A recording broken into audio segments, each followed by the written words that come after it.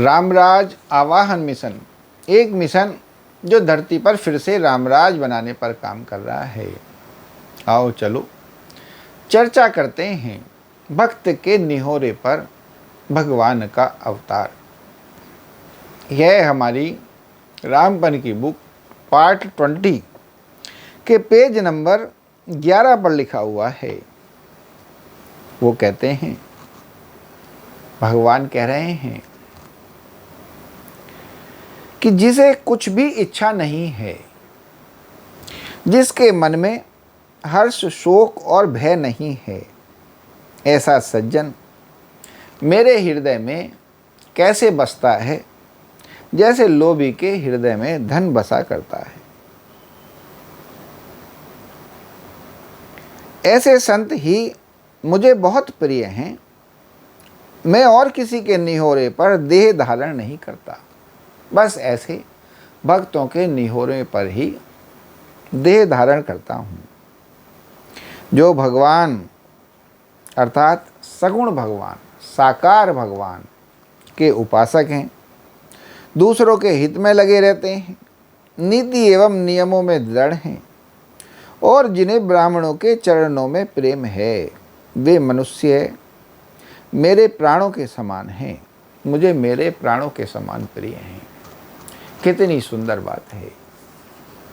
भगवान बता रहे हैं स्थिति कि मैं कब अवतार लिया करता हूँ। भागवत में भी लिखा है और जगह भी, शास्त्रों में भी ऐसा ही कहा गया है कि भगवान कहते हैं कि मेरे अवतार लेने की एक ही स्थिति है कि मैं भक्तों के निहोरे पर अवतार लिया करता हूँ। और भक्त प्रभु किसे भक्त मानते हैं? प्रभु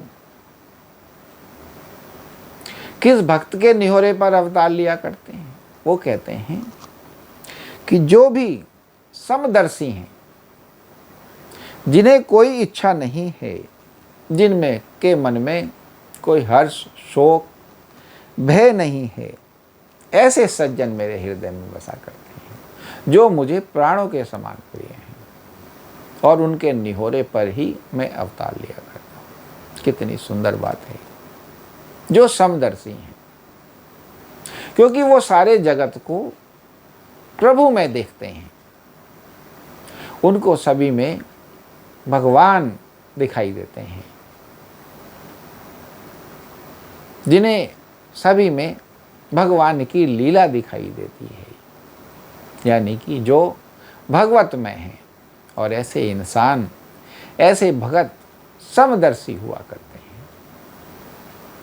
उन्हें ना तो शोक होता है, ना भय होता है, ना कोई हर्ष ही होता है, क्योंकि वे तो सभी कुछ को भगवान का प्रसाद माना करते हैं। उनको दुख मिले तो, उनको सुख मिले तो, उनको आनंद मिले तो सब प्रभु का प्रसाद ही माना करते हैं और प्रभु का प्रसाद मान कर ही उसको स्वीकार किया करते हैं, उसको ग्रहण किया करते हैं। तो चूंकि उनकी दृष्टि हमेशा एक सी दृष्टि रहती है, हर चीज के प्रति एक सी दृष्टि रहती है, प्रभु दृष्टि, दिव्य दृष्टि। तो ये जो दृष्टि है, समता की स्थिति को प्राप्त हो जाती है, यानी कि समदर्शी, चारों तरफ समदर्शन। और ऐसा जो इंसान है, ऐसा जो भगत है, अत्यंत निर्मल मन का हो जाया करता है, एक बच्चे से भी ज़्यादा कोमल स्वभाव का हो जाया करता है। और भगवान कहते हैं, यही तो मैं हूँ। ऐसे ही लोग तो हैं जिनकी वजह से मैं हूँ, ऐसे ही लोग तो हैं जिनकी वजह से मेरा मान है, क्योंकि ये जगत को बड़े प्रिय होते हैं। क्योंकि जहाँ भी ये जाते हैं, वहीं आनंद भर जाता है, वहीं सुख शांति भर जाती है। वहीं अमन चैन होने लग जाया करता है, क्योंकि इनका ऑरा ही कुछ ऐसा होता है, क्योंकि इनका समझ बूझ ही ऐसी कुछ होती है, इनकी कुछ बातें ही ऐसी होती हैं कि हर इंसान सभी इनकी संगत पाकर के धीमे धीमे धीमे धीमे सुंदर स्वभाव के, सज्जन स्वभाव के, साधु स्वभाव के, परोपकारी स्वभाव के हो जाने लग जाया करते हैं। तो ऐसे जो भक्त हैं, जब निहोरा करते हैं मुझसे कि हे प्रभु अवतार लो, आपकी ज़रूरत है, जब ऐसे भक्तों को मेरी ज़रूरत होती है, जब ऐसे भक्त मेरा निहोरा करते हैं, तो मैं उनके निहोरे पर अवतार लिया करता हूँ। और कोई दूसरी स्थिति ऐसी नहीं है जब मैं अवतार लेता हूँ। अगर आप जितने भी हमारे अवतार हुए, अवतारों की पृष्ठभूमि में जाएंगे, उनकी गहराई में जाएंगे, तो आप ये ही पाएंगे कि ये सारे अवतार भक्तों के निहोरे पर ही हैं। जैसे नरसिंह का अवतार प्रहलाद के निहोरे पर, क्योंकि प्रहलाद को ऐसी स्थिति में फंसाया गया। प्रहलाद कह रहे हैं मेरे लिए तो सब जगह भगवान हैं, और हिरण्यकश्यप कहता है क्या इस खंबे में भी भगवान है? वो कहे हाँ।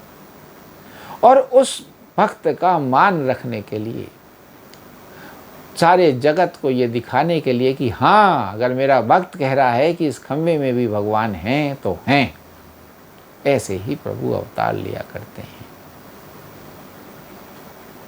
श्री कृष्ण हैं, राम हैं, जितने भी अवतार हैं, सब भक्तों के निहोरे पर। कभी पृथ्वी राक्षस तत्वों से दुखी है और वो भगवान से निहोरा करती है। ये सब जो प्रभु पर ही पूर्णतः निर्भर हैं, जो प्रभु को ही अपना स्वामी मानते हैं, जो निरंतर प्रभु की सेवा में ही लगे रहते हैं, तो उनके दुख दूर करने के लिए, उनका शोक हरने के लिए प्रभु अवतार लिया करते हैं। और कहते हैं कि जो भक्त सगुण साकार के उपासक हैं, यानी कि इस जगत के उपासक हैं, यानी कि इस जगत को मुझसे भरा हुआ देखते हैं, जो परोपकार में लगे रहते हैं, क्योंकि वो सभी में मुझको देखते हैं और मेरी सेवा करते रहते हैं, तो ऐसे भक्त मुझे प्राणों के समान प्रिय हो जाते हैं। और मैं उनके लिए, उनकी रक्षा के लिए, उनके मान सम्मान के लिए कुछ भी किया करता हूँ। बोलो श्री रामचंद्र भगवान की जय, पवन सुत हनुमान की जय। और कितना सुंदर वर्णन, जैसे ये राम की राहें हैं, भगवान की राहें हैं, भगवत राहें हैं।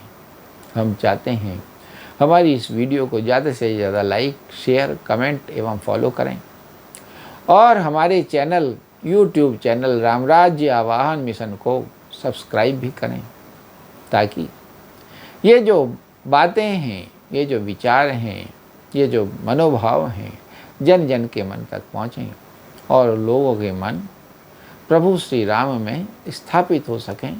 जय श्री राम।